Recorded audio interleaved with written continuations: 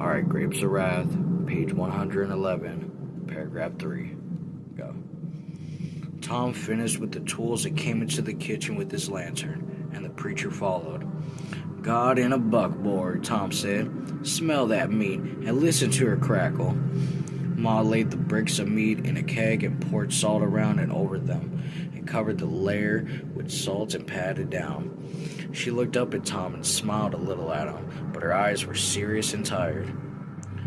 Be nice to have pork bones for breakfast, she said. The preacher stepped beside her.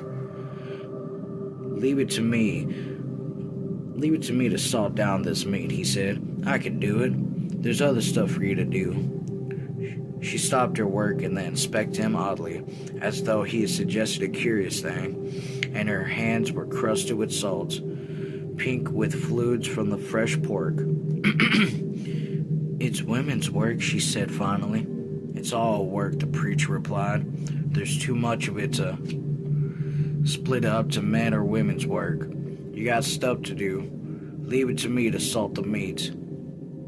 Still for a moment she stared at him, and then she poured water from a bucket in the tin wash basin, and she washed her hands. The preacher took up the blocks of pork and patted on the salts while she watched him, and he laid them in the kegs as she had.